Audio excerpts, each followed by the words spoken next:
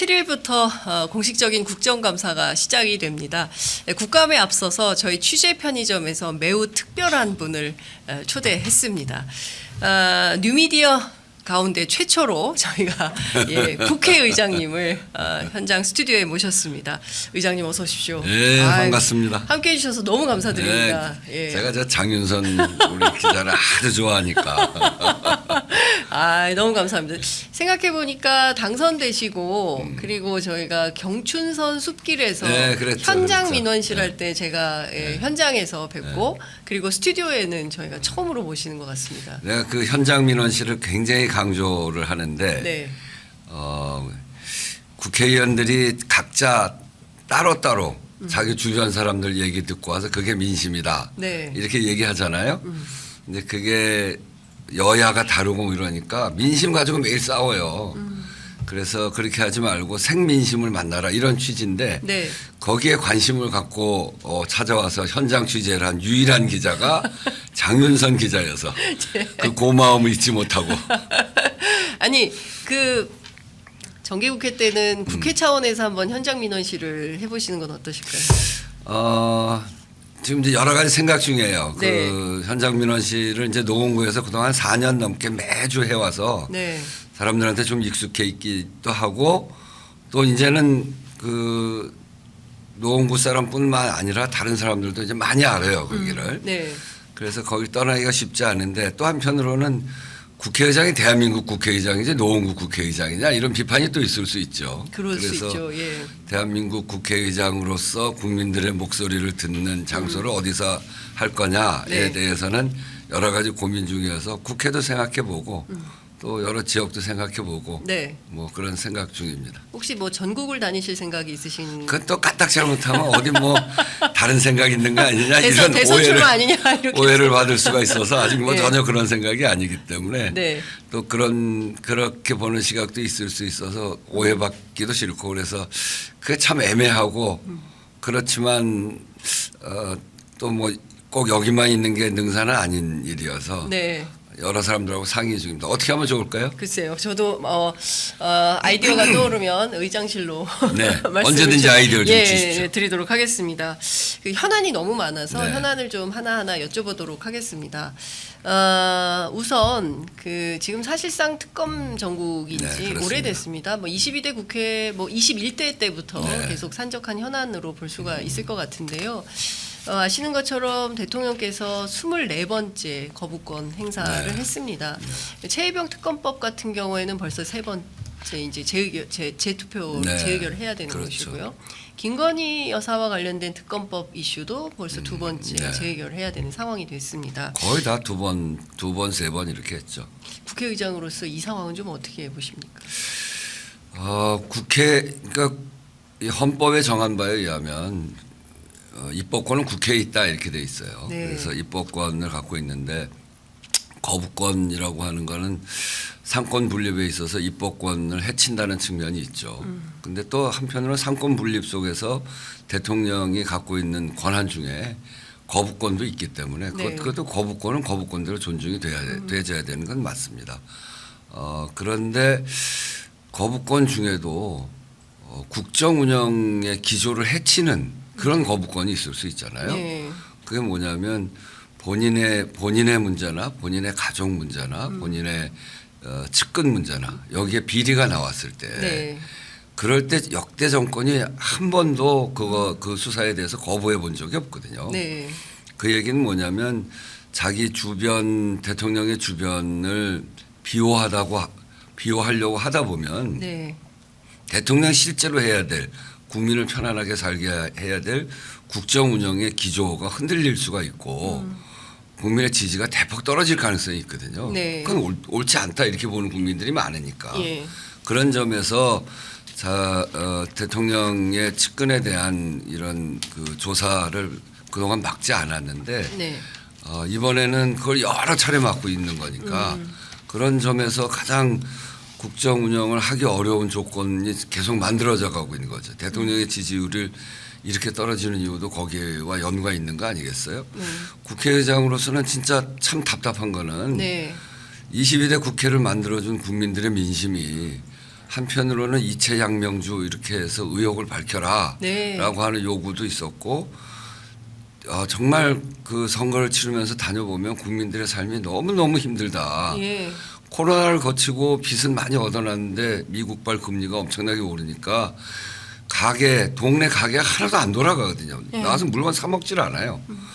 그런 속에서 선거를 치른 거기 때문에 국민의 먹고 사는 문제를 해결해라 이런 건데 그 문제를 본격적으로 다루지 못하고 의혹 문제, 특히나 대통령 주변에 이런 비리 의혹 뭐 이런 문제를 가지고 계속 국회가 공전을 하니까 국회의장으로서 국민 보기에도 민망하고 네. 좀 죄송스럽고 그래서 이 국면을 빨리 넘어서야 되겠는데 넘어서려면 진상을 규명하고 재발 방지가 되지 않도록 하는 국민이 납득할 수 있는 조치가 있어야 되지 않겠어요? 네. 그러니까 국회가 그 일을 빨리 할 수밖에 없을 텐데 그런 점에서 대통령의 결단이 지금 필요한 거죠.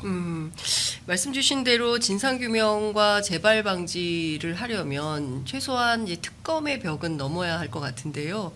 오늘 오후 국회 이제 본회의가 예정이 되어 있는데 여기에서는 어떻게 전망하십니까?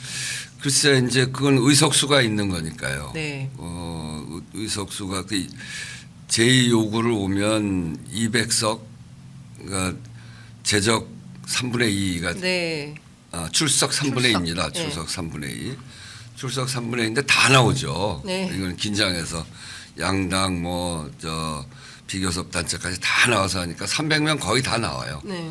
지난번에 복귀왕 의원이 아주 긴급한 수술을 하느라고 네. 못 나와서 299명 나왔는데 그러니까 300명이 나오면 200표를 받아야 되는데 예.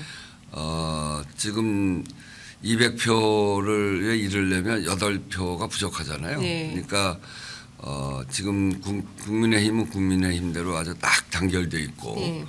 또 나머지 야당은 야당대로 거의 이렇게 또 뭉쳐져 있고 그렇게 되면 부결될 가능성이 높은 거죠. 근데 그나저나 최상병 특검 같은 경우에는 국민 지지도도 그렇고 지난 22대 선거를 치르면서의 국민적 요구도 그렇고 그리고 거기다 더 나아가면 여당 대표도 3자 특검을 얘기를 했잖아요. 네. 3자 특검은 특검하자는 거거든요. 네. 그러니까 원래는 민주당에서 야당에서 추천한 검사를 가지고 특검을 하자. 네. 이게 민주당의 최초 아니고 그거 가지고 2번 표결을 했는데 네. 2번 다 안 되고 나서 이번에 낸 게 3자 특검이란 네. 말이에요. 거기에 이제 문제가 국민의힘에서 이거 우리가 낸 거 아니다 이렇게 얘기하는 이유는 비토권. 네. 그러니까 그 대법원장이 추천을 하면 민주당 야당에서 이 사람은 안 되겠다 된다. 이렇게 그 얘기는 비토하기 위해서 비토권을 달라는 게 아니라 그래도 좀 중립적인 인사를 하기 위해서 하는 거니까 네. 그걸 그렇게 두려워할 일은 아니거든요. 그렇다고 하면 한동훈 대표가 낸 안과 거의 유사한 네.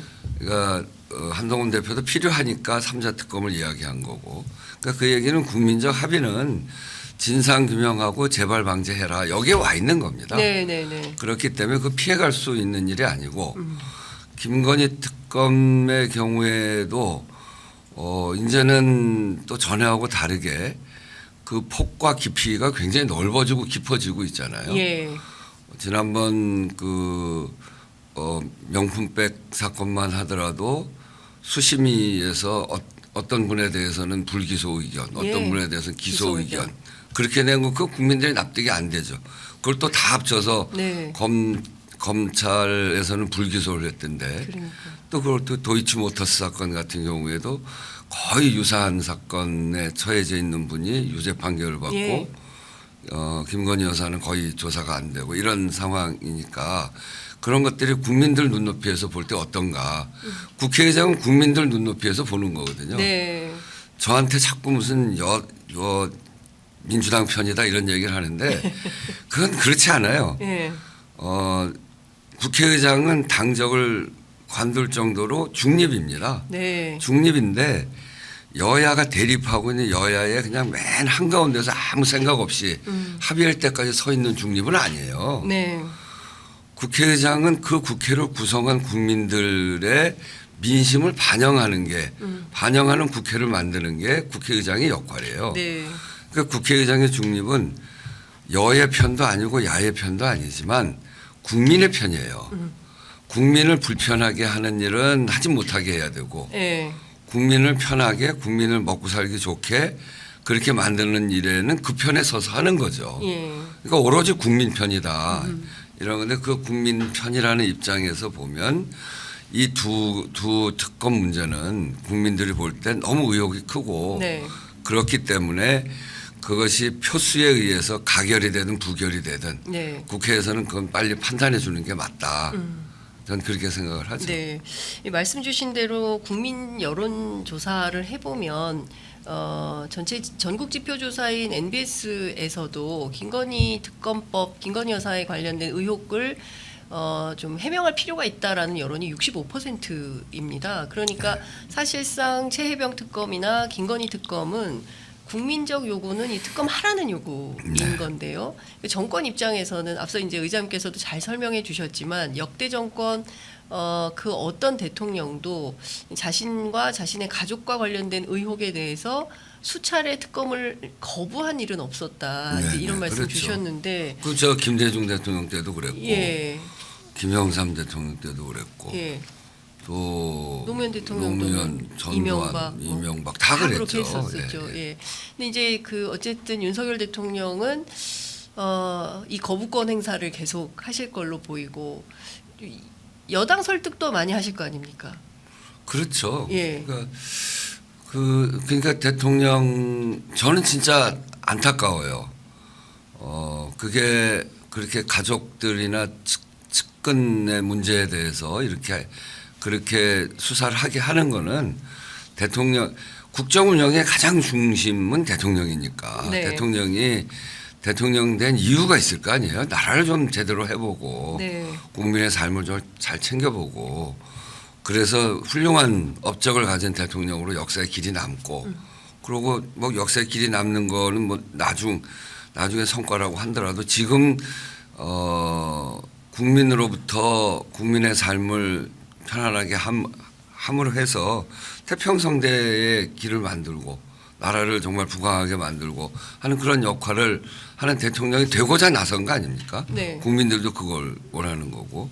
근데 그렇게 하는 길은 제가 보기엔 너무나 분명하게 보이는데 주변에 잘못되어 있는 거는 빨리빨리 정리를 하고 네. 그러고 나아가는 게 본인한테 맞는 거죠. 예. 그래서 친지나 가족에 대해서는 거부권을 발동하기보다는 제대로 그것을 밝혀서 잘못된 부분은 정리하고 네. 그러고 나아가시는 게 대통령으로서도 훨씬 좋은 길이다 이렇게 생각을 하고요. 그런 점에서 저는 이제 국회의장으로서 대통령께 그런 말씀을 누차 네. 이렇게 하고 있는 겁니다. 예. 지난 10월 1일 네. 예, 국군의 날 행사 때 네. 대통령 뵙지 않으셨습니까? 네, 뵀어요. 뭐 차담회 같은 것도 하셨습니까? 아니 틈을 안 줘요. 에? 틈을 안 줘. 틈을 안 준다는 게 무슨? 그냥 이렇게 악수하고 지나가니까. 근데 통상 뭐 그 어떤 행사가 있을 때 뭐 주요 산부 요인들은 그래도 미리 오셔서 뭐 간략하게라도 티타임 하시고 행사장으로 네, 입장하시고 그렇게 그러면 참 좋겠는데 네, 과거에 그렇게 전혀 그렇지 않아요. 그냥 아, 산부 요인, 오부 요인도 다 미리 가서 앉아 있게 하고 예. 대통령 부부가 나중에 들어오시죠. 그리고 테이블도 약간 떨어지게 이렇게 앉았다가 예. 행사 끝나고 악수하고 나가고. 바로 네. 그래서 잠깐 봅시다. 이렇게 얘기하기도 굉장히 어려운. 근데 한번 기회는 있었죠. 네. 개원식 할 때 오면은 국회는 그렇게 하거든요. 그렇죠. 예. 그 국회의장이 초청하는 거니까 국회의장 그 접견실이 있어요. 네. 그러면 거기에 대통령, 국회의장, 오부 요인 앉고 네. 당 대표, 원내대표 이렇게 앉고 예. 해가지고 예. 한 10분, 20분 환담하거든요. 예. 그렇게 하는데 대통령이 안 오셨죠 거기도. 그래서 한 번도 저는 국가 행사 때 악수해 본 거 말고는 따로 본 적이 없습니다. 예, 그것도 참 87년 그 국회 이후에 처음 있는 일이다. 네, 처음 있는 일인 것 같아요. 예. 그러니까 이게 어떻게 보십니까? 국회의장으로서 대통령의 국회에 대한 의도적 무시가 깔려 있다 이렇게 해석하십니까? 제가 이제 요즘은 꽤 저 성숙 뭐랄까 하여튼 그래서 대통령 비판을 많이 하고 싶지는 않은데 하여튼 지난번 개원식 할 때 네. 개원식 할 때 원래는 개원을 이제 6월 초에 하니까 네. 6월 초에 개원식을 하는 거잖아요. 근데 이제 그때 이러저러한 뭐 처음 시작부터 총선 자체가 그랬잖아요. 총선이 굉장히 격렬하게 치러진 맞습니다. 선거고 예. 야당이 절대 다수인 선거고 대통령이 집권 2년 만에 치러진 선거이기 때문에 대개의 경우는 대통령 밀어주자 이렇게 해서 대통령 2년차 선거까지는 중간평가라기보다는 그래도 대통령 밀어서 좀 잘해보자. 앞으로 3년이나 남았으니 그래야 되는데 대통령의 권력이 가장 센 2년이 됐을 때 선거를 해서 야당의 절대 다수 야당이 됐단 말이에요. 네. 그렇게 되면 민심이 확 변해 있는 건데 그러면 대통령께서는 그 민심을 따라서 민심 변화된 민심을 잘 보고 거기에 맞춰서 하시는 게 보통의 대통령이시죠. 그런데 개원식이라고 하는 거는 변화된 민심의 현장도 보는 것이고 입법부 개원식 할 때 국회의원 다 모인 네. 현장에 오면 그걸 알 수 있잖아요. 그렇습니다. 여야의 구성에서부터 예. 한눈에 보이는 거고 또 야당의 분위기도 있고 그런 걸 보면서 분위기가 어떻다. 선거 결과로도 보지만 딱 눈으로 보는 현장은 거기인데 그런 것도 있고 또 이제 국면 전체가 좀 불리해져 있으니까 네. 대통령이 일을 하고자 하면 다 국회를 통해서 법을 만들고 해야 되는 거고 국정감사 받아야 되고 그러면 국회에 와서 그렇게 변화된 지형에서 그 행정부의 수반으로서 입법부의 협조도 구하고 네. 이런 장이 개원식의 장이거든요. 예. 근데 그게 좀 불편해지니까 이제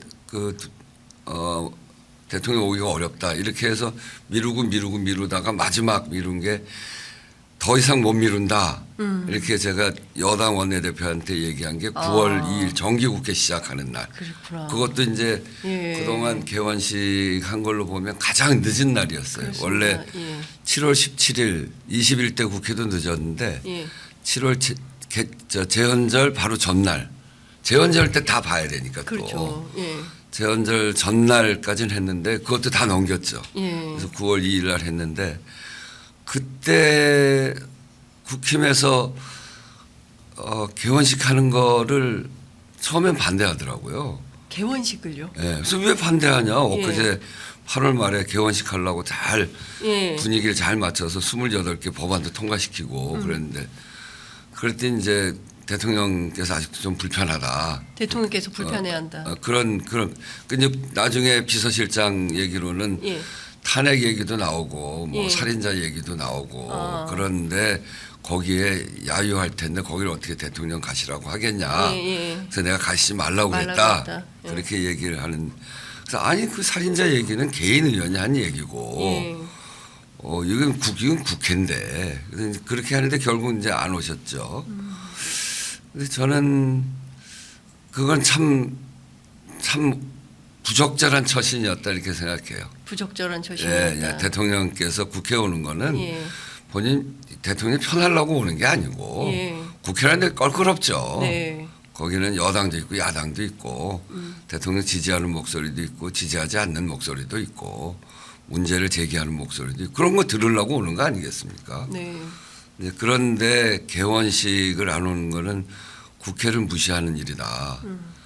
국회의장 그 이후 그러고 국회의장을 전혀 만나지 않고 국회의장 목소리라고 하는 게 특히나 야당 절대 다수 야당 출신의 국회의장인데 네. 그러면 그 목소리는 입법부 절대 다수 입법부를 대신해서 대통령께 전달할 말이 있는 것이고 변화된 민심을 대표해서 대통령에게 전할 말이 있는 건데 그런 점에서 보면 대통령이 국정을 잘 운영해 가시려면 국회의장의 목소리에 경청해 주시는 게 네.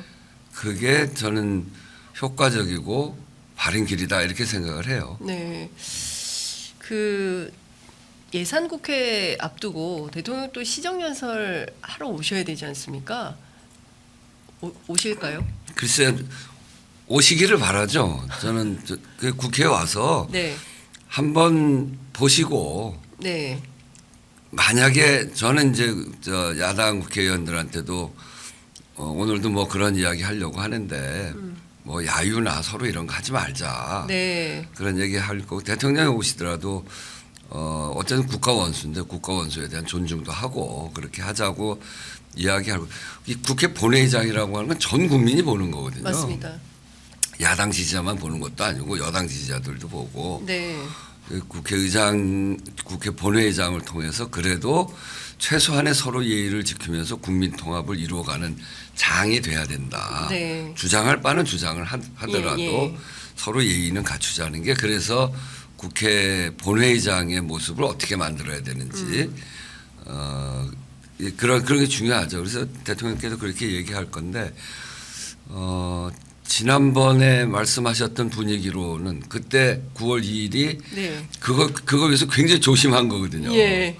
그래도 오시는 게 좋다. 예. 그런데 안 오셨어요. 예. 여야가 합의해서 법도 처음으로 28개 통과시키고 바로 전날 여야 당대표가 그야말로 뭐 20몇 년 만에 처음 만나가지고 대화도 한 날이고 네. 그러니까 지금까지 최고로 평화로웠던 그 기간이 8월 중하순 기간입니다. 예. 근데 그런 상황에서도 안 안 오셨으니까 그리고 지금까지는 국회 개원식을 대통령이 와서 축사를 안 한 적이 없어요. 예. 옛날에는 국무총리를 대독시킨 적은 있죠. 근데 이번에는 국무총리 대독도 안 하고 네. 그냥 안 한 거거든요. 네. 근데 시정연설은 국무총리가 와서 대신한 적은 최근에도 꽤 있어요. 아. 이제 그런 걸로 보면 오셨으면 좋겠는데 또 안 오시면 어떠나 그런 네. 걱정이 있죠. 이번- 한번 와서 네. 국회도 보시고 예. 국회의장하고도 얘기도 좀 한번 해보시고 하고, 예. 그랬으면 참 좋겠다는 생각이. 네. 결과적으로 이번 시정연설에는 한덕수 총리 대독 가능성이 높다 이렇게 전망하시는군요. 저는 그것이 높지 않다고 이야기하고 싶어요. 그런데 사실 정치는 혼자 할 수 있는 게 아니지 않습니까? 그럼요. 예. 그리고 여당 야당 협치도 중요하지만 정부와 국회가 서로 만나서 주요 쟁점은 어떤 것들이고 이 문제를 또 어떻게 해결하는 것이 우리 국민들에게 이로운 일인지 그리고 또 외교 문제는 또 어떻게 푸는 게 네. 좋은지 서로 지혜를 나누는 중요한 만남의 장이어야 그렇습니다. 되는데 그러니까 아예 만나질 않으시려고 하니까. 그러니까 이제 전에도 대통령께서 그렇게 얘기하셨다는데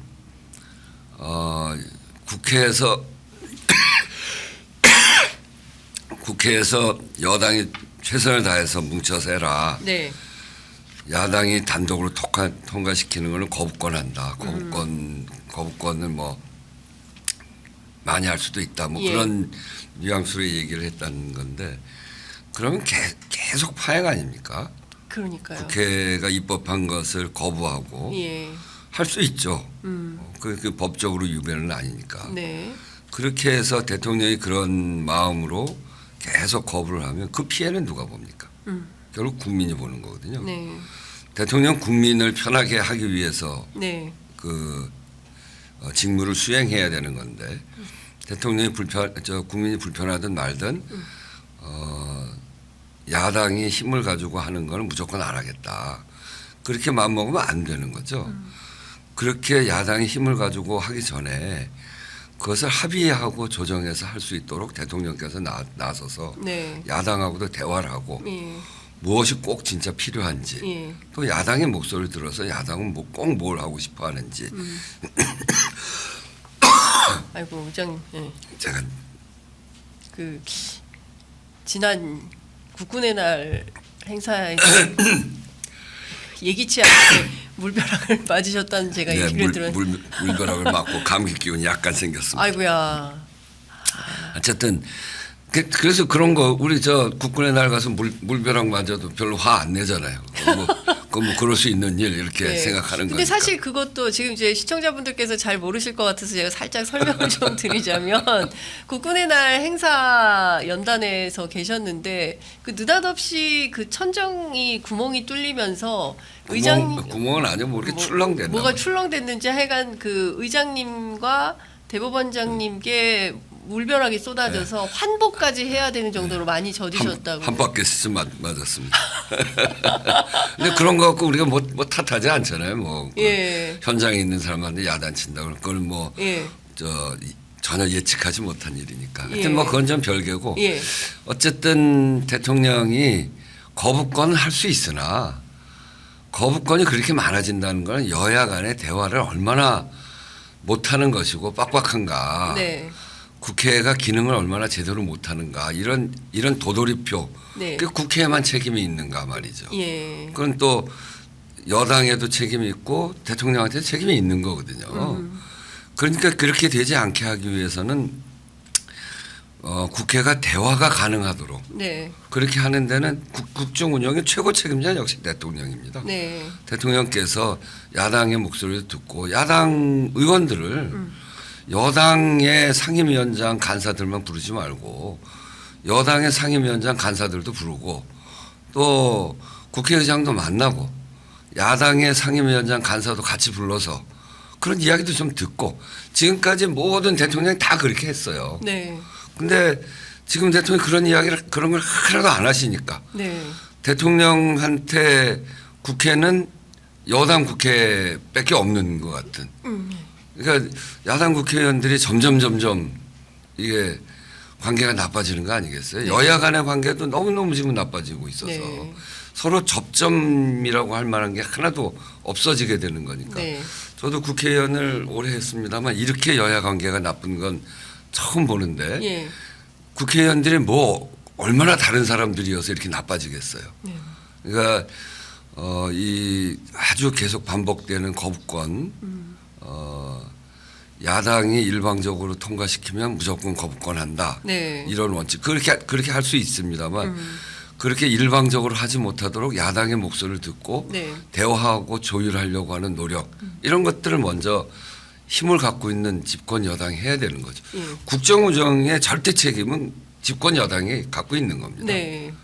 저도 해봤어요. 저도 예. 저 문재인 첫해 소수 원내대표를 해봤는데 네. 그때 저는 하나하나 통과시키려고 야당 원내대표 문턱을 문지방에 닳도록 다녔고 예. 제가 100일 끝나고 마늘과 쑥 먹고 지낸 100일이다. 예. 이렇게 얘기할 정도고. 예.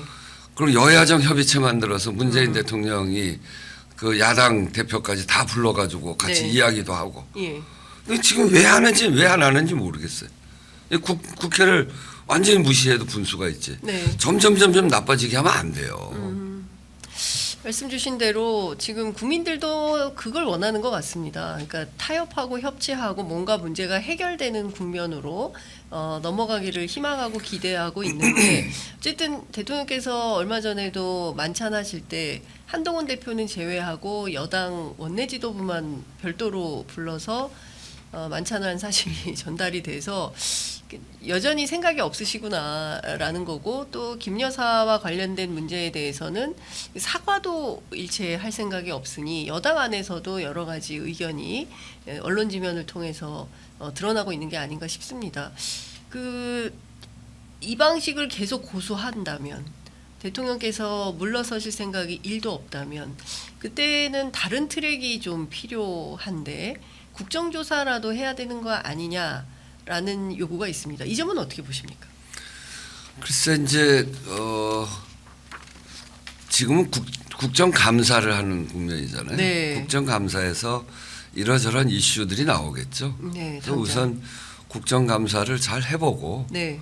또 지금 특검을 계속 발의해서 이제 오늘도 재의결을 요구하는 그런 특검법안이 왔으니까 그거 결과도 보고 네. 그리고 국정감사를 해보고 네.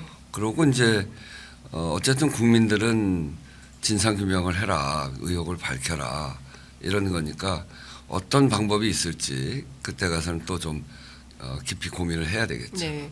일단 다음 주 월요일인 7일부터 25일까지 이제 10월 한 달은 국회 시간입니다. 네, 그렇습니다. 예, 그래서 국정감사 과정에서 지금까지 드러나지 않은 또 다른 어떤 사실관계가 더 드러나고 또 이제 국민 여론이 어떻게 되는지 또 정부에 대한 국정 운영에 대한 지지도가 어떻게 나오는지를 전반적으로 살펴보고 그래도 특검이 또 통과되지 않는다고 한다면 그때는 국정조사 트랙으로 갈 수 있다 이렇게 보시는 겁니까? 그건 그때 상황을 보고 얘기합시다. 네.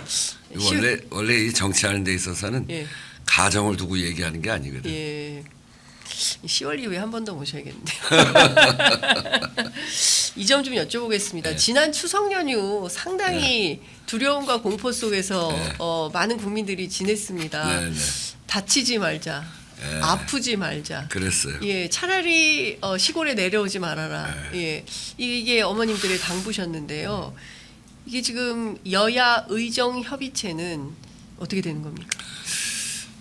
그거 참 답답하네요. 제가 그 여야 의정 제가 개원식 하는 날, 그러니까 그게 9월 2일이죠. 네. 벌써 지금이 10월 달도 이제 한 달 전에 개원식 하는 날 여야 의정 피해자 단체까지 해서 사회적 대화를 하자 그런 제안을 했었어요.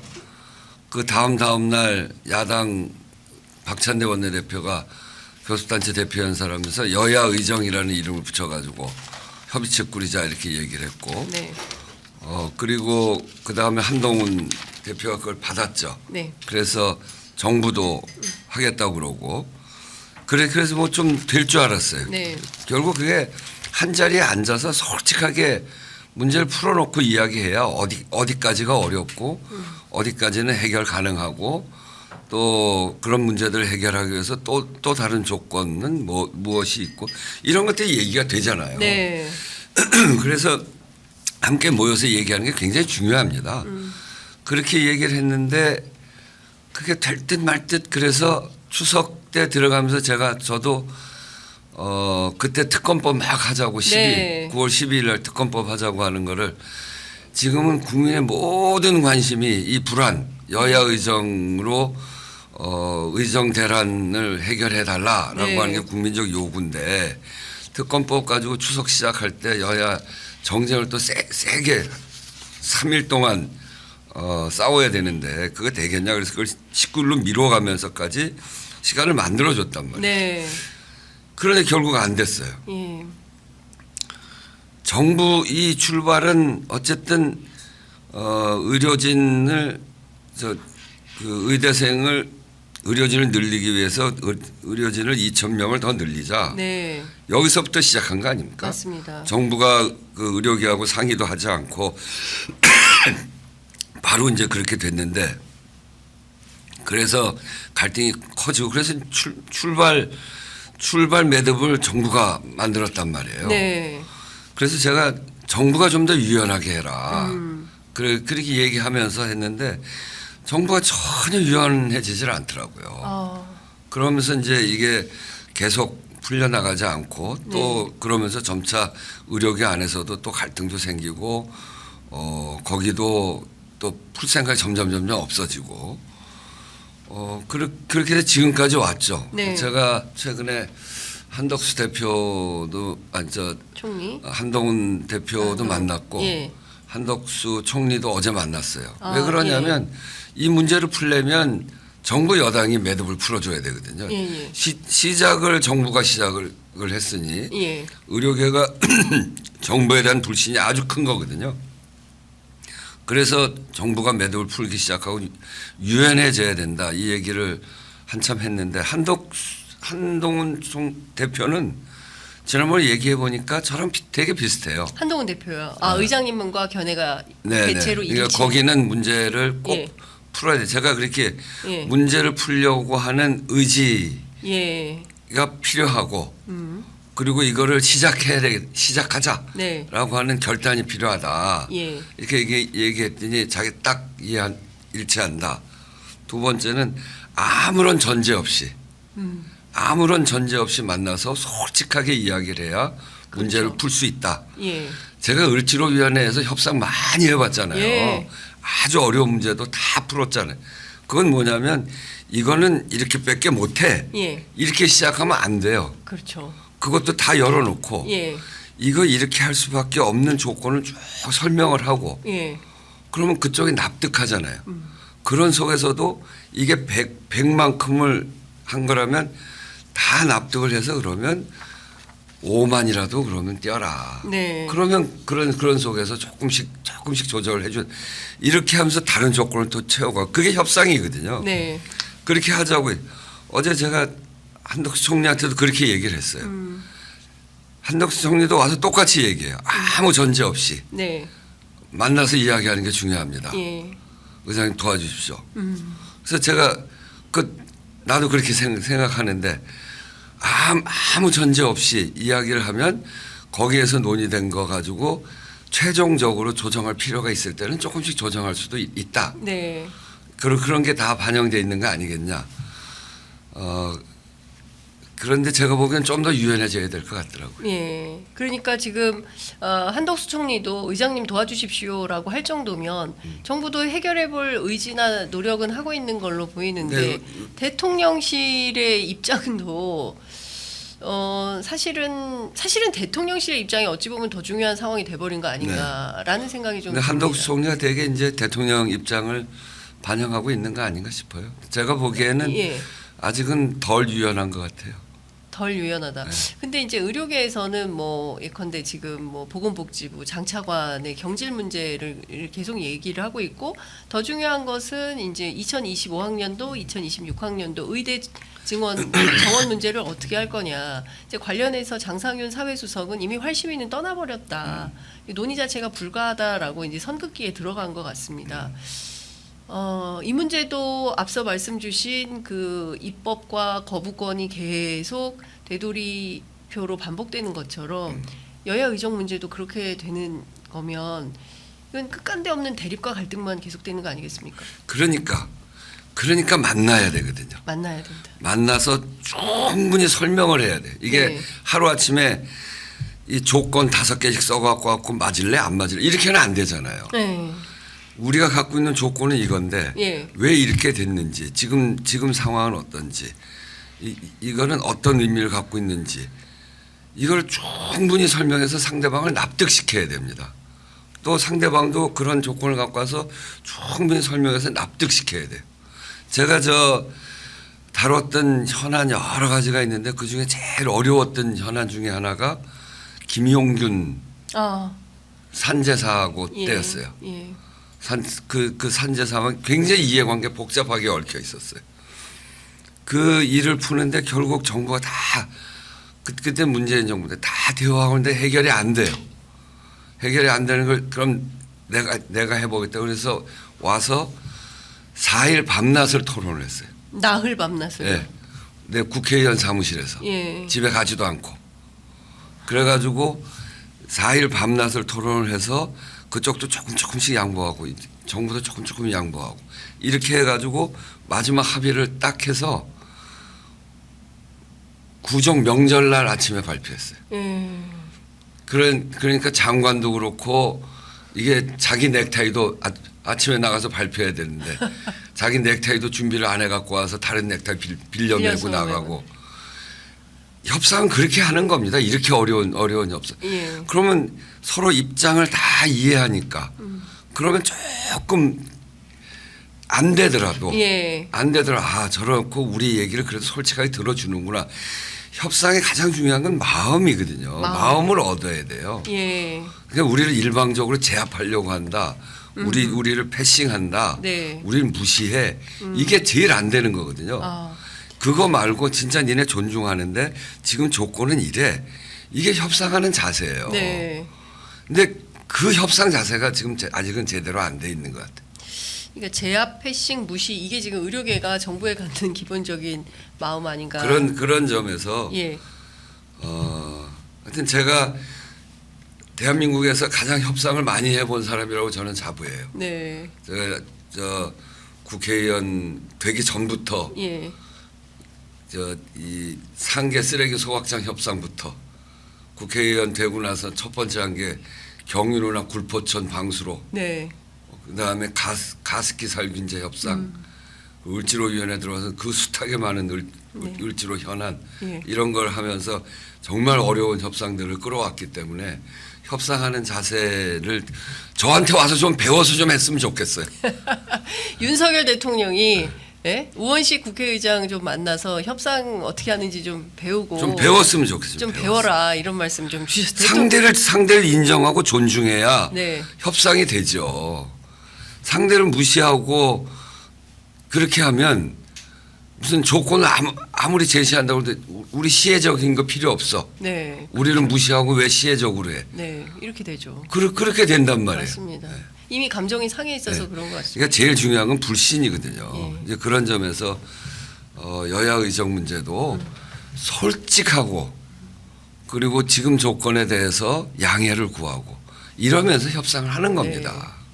의장님 혹시 윤석열 대통령 휴대전화 번호 갖고 계십니까?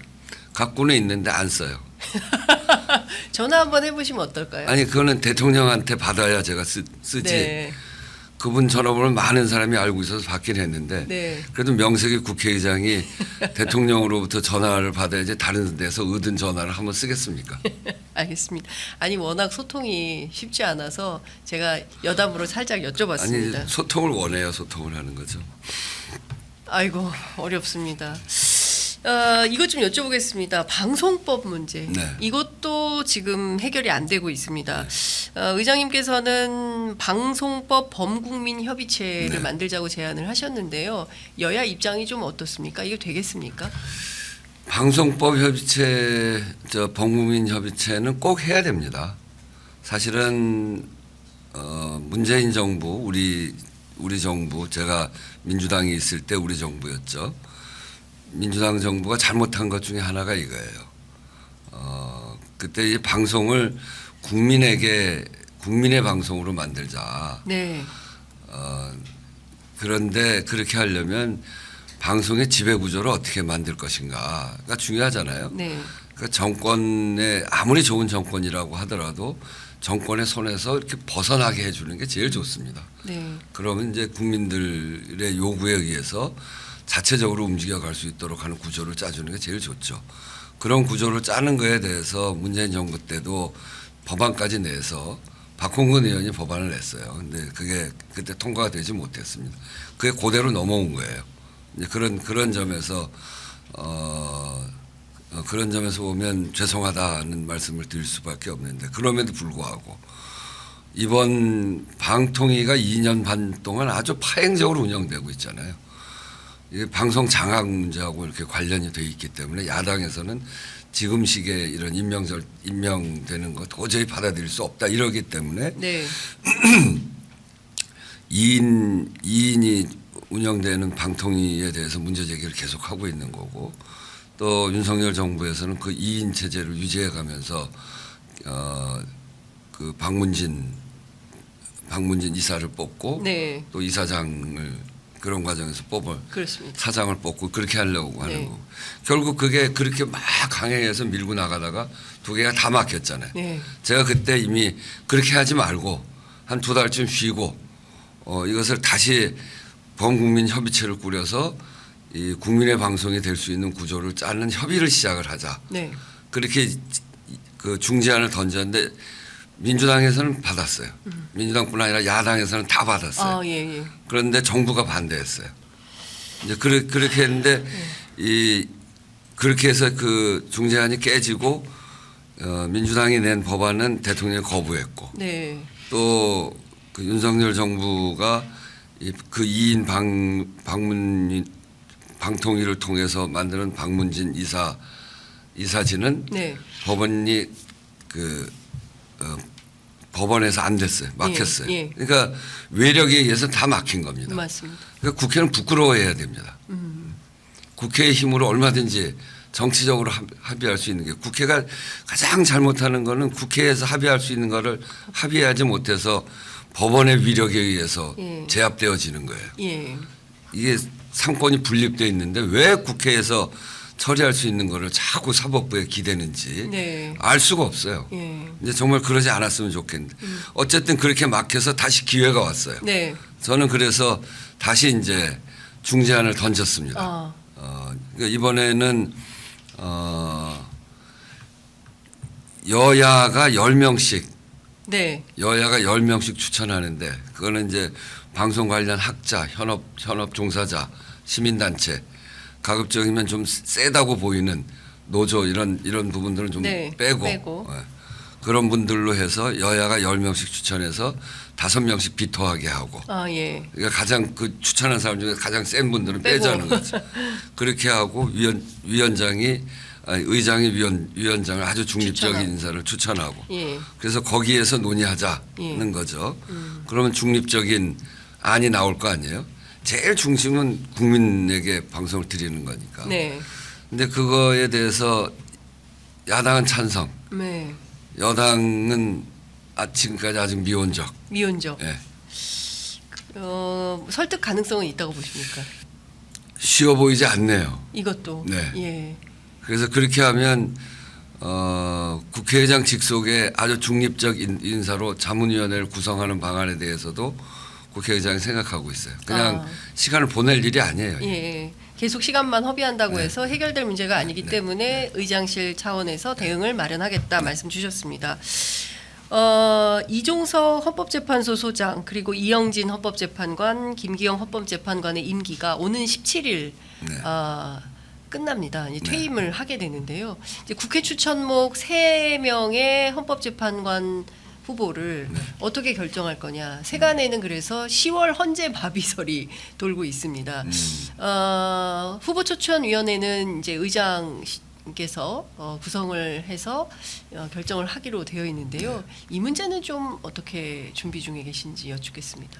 그건 여야 대표들 간에 지금 한참 협의 중에 있습니다. 예. 조금씩 방법을 찾아가는 것 같기도 하고요. 예. 그래서 최종적으로 어떤 결론을 내는지를 먼저 지켜보고 예. 그러고 결론 내려고 그래요. 하여튼 그게 이제 세 분이 국민의힘 한 분, 민주당 한 분, 또 바른미래당 한 분 그렇게 그렇습니다. 추천됐었죠. 그렇게 추천한 건데 그 딱 세 분이 관두니까 네. 당은 둘이고 예. 약간 곤란해요. 그래서 원내 근데 교섭단- 여야의 원내교섭단체의 차이가 크게 벌어졌을 때는 네.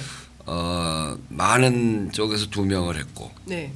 적은 쪽에서 1명 한 적도 있고 숫자가 적게 벌어졌을 때는 1명 하고 1명은 해서 한 적도 있고 네. 그런데 이제 민주당은 지금 차이가 굉장히 크지 않냐. 예. 그때 2명 할 때랑 비슷해졌다. 예. 그러니까 우리 2명 하겠다. 예.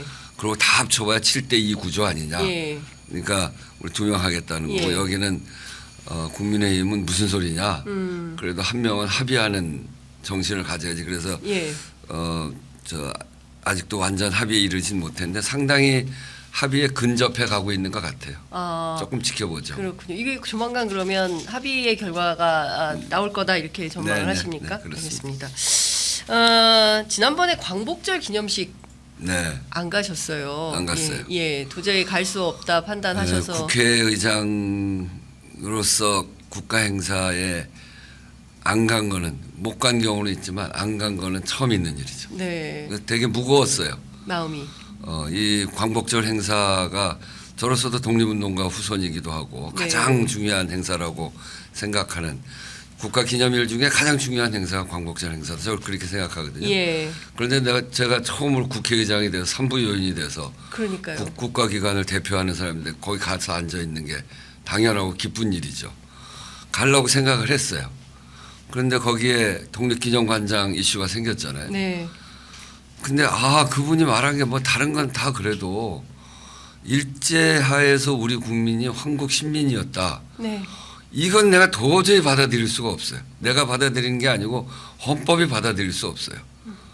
이 국회의장은 국회가 헌법을 준수하고라고 하는데 딱 묶여 있어요. 네, 근데 우리 헌법은 로텐더홀에 가면 한쪽에는 임시의정원과 그 대한민국 임시 대한민국 정부 헌장이 붙어 있어요. 네, 네. 그러니까 우리는 임시정부로부터 시작한 나라예요. 네, 그러니까 그때 조선 말에 우리가 폭력에 의해서 강제로 국권을 침탈당한 것이지 네, 나라가 없어진 게 아니란 말이에요. 예, 그리고 그렇기 때문에 그 시기를 일제 강점기라고 하는 거 아니에요? 그러고 해방됨으로 해서 국권을 다시 회복을 했고, 그러고 정부를 수립한 거란 말이에요. 네. 근데 정부 수립한 거를 나라를 세웠다 이렇게 얘기하는 그 황당한 논리. 네. 그럼 그 전에 독립운동했던 사람들은 뭡니까? 나라 없는 사람들이 그냥 어디 가서 무슨 비적질한 건가요? 말도 안 되는 소리죠. 네. 잃어버린 국권을 찾기 위해서 노력한 것이고, 근데 그거를 한국 시민이었다는 게 그건 우리 헌법을 위배하는 행위이기 때문에 반헌법적 발언이에요. 네. 그래서 그것 때문에 굉장히 이런 다른 건 몰라도 독립기념관장을 이런 사람을 쓰다니 굉장히 고민했어요. 네. 그래도 가야지 이렇게 생각해. 마지막까지 네. 그래도 가야지 이거는. 그런데 그것 때문에 저 막 화도 나시고 제일 화나시는 분은 광복 회장님 아니시겠어요? 예, 이종찬 회장님이 제일. 이종찬 회장님 화가 나셔서 이건 네. 안 된다 그러고 저 광복절 행사 안 간다 그러니까 그 마지막 날 이 정부 주변에 있는 네. 이상한 사람들이 이종찬 광복 회장을 막 공격하는 예. 무슨 심지어는 일본 극우의 무슨 기쁨조라고까지 이야기하는 그걸 보면서 이건 안 되겠다. 아. 이렇게까지 아주 자신을 드러내고 이런 사람들이 다수로 있는 그 정부가 주관하는 행사에는 내가 가기가 어렵겠다. 그래서 마지막 날 그 행사장에는 못 갔고요. 네. 또 야당이 백순영 백범 기념관에서 행사한다는데 거기 가기도 예. 뭐 적절치 않고 그래서 혼자서 현충원을 가서 인사하고 예. 오후에는 용산 역 앞에 있는 강제징용 노동자상에 가서 네. 참배하고 예. 그렇게 하는 걸로 그날을 보냈습니다. 그 경향신문 보도에 따르면 정부에서 네. 그 종로에다가 국내 민족 독립운동 기념관을 별도로 건립하겠다라는 입장이 이거는 어떻게 보십니까? 이승만 기념관 지으려고 예. 하다가 잘 안 되니까 그런 모양인데 예. 아니 독립운동이 국내 독립운동, 극의 독립운동 어떻게 구분해서 합니까? 제가 좋아하는 홍범도 장군만 하시더라도 네. 그분의 원래 활동 독립운동의 근거지가 함경도예요. 함경도. 예. 백두산에서 포수하시다가 포수대를 이끌고 의병을 일으켰거든요. 네. 포수 의병이죠. 그리고 거기에서 이 함경도 주변에 친일파가 나타나면 그냥 모조리 다 처형하고 그리고 거기서 100여 차례에 걸쳐서 일본 주재소 습격도 하고 그러면서 아주 이름을 날렸죠. 네. 그때 하늘을 나르는 백두산 호랑이라는 이름이 붙여진 분이에요. 네. 네. 그러다가 그렇게 거기서 아주 치열하게 하다가 부인이 일본군에 의해서 끌려가고 고문당하다가 돌아가셨어요. 네. 부인 잃고 그러고 나서 여기서 더 이상 하기가 어렵다고 그래서 두만강 넘어갔고 만주로 갔죠. 네. 봉오동으로 들어가셨잖아요. 네. 봉오동이라는 데가 바로 인접한데요. 그래갖고 결국 봉오동 전투에서 승리하고 예. 청산리도 바로 인접한 청산리에서 싸우고 그러고 그 봉오동 청산리 전투를 1921년에 예. 하고 그러고 일본군이 소위 간도 참변을 일으킨단 말이에요. 독립군 싹 쓸어버리자고 예. 이제 대규모 부대가 들어왔고 간도에 있는 우리 사람들 예. 우리 민족을 완전 싹 네. 죽이잖아요. 학살을 하죠. 네. 그래서 독립군이 더 있기가 어려우니까 연해주로 갔다가 거기서 그 강제주당 홍범도 장군 한 분만 보더라도 독립운동이 막 섞여 있어요. 예. 우리 외할아버지 같은 경우에도 저 일본 가서 공부하고 만주로 가서 임시정부의 법무국 비서국장 하다가 예. 들어와서 의열단 하셨어요. 아. 이걸 국내 독립운동하고 국외 독립운동 어떻게 구분합니까? 도대체 무슨 생각을 하는지 모르겠어요. 예. 이 독립운동이라는 게 커다랗게 한 덩어리고 네. 때로는 국내에서 싸우고 때로는 피신해서 국외에서 싸우고 네. 무장투쟁은 국외에서 더 많이 하고 그러다 그 중에 일부는 의열단이 돼서 들어와서 국내에서 요인 암살하고 예. 그러다가 만세운동도 일으키고 예. 이게 막 연결돼서 한 건데 예. 국내 독립운동이라는 게 어디 있습니까? 다 연결되어 있는 총체적인 독립운동이죠. 예. 뭔가 어떤 측면에서는 이 역사 바로 세우기가 정말 필요한 그 시점이다라는 왜곡이죠. 생각이 왜곡. 듭니다. 저렇게 되면 예. 그 국내 독립운동이라고 하면 굉장히 독립운동이 총체적으로 바라보지 못하고 아주 네. 왜곡될 가능성이 굉장히 높습니다. 네. 정말 옳지 않. 역사를 제발 좀 건드리지 좀 마세요. 역사를 제발 네. 건드리지 말라라는 국회의장님의 당부가 있습니다. 방금 속보가 하나 들어와서 전해드리겠습니다. 여당에서 의총 방금 전에 열었는데요. 김건희 여사 특검법 당론으로 부결 방침을 다시 확정했다는 소식 들어와 있습니다.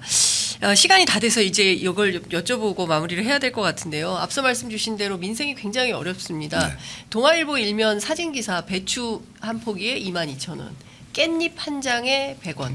그래서 야 이거 어떻게 먹고 사냐 큰일이다라고 하는데 이재명 대표가 오늘 오전 최고위원 회의에서 추경을 하든지 아니면 민생회복지원금이라도 하든지 도대체 못 살겠다. 허리띠를 너무 조르면 우리 국민들 병나니까 추경을 하든지 민생회복지원금을 하든지 둘 중 하나는 해야 되는 거 아니냐라고 사실상 그 절규를 하신 것 같습니다. 어떻게 보십니까? 민생이 비상대란입니다. 저도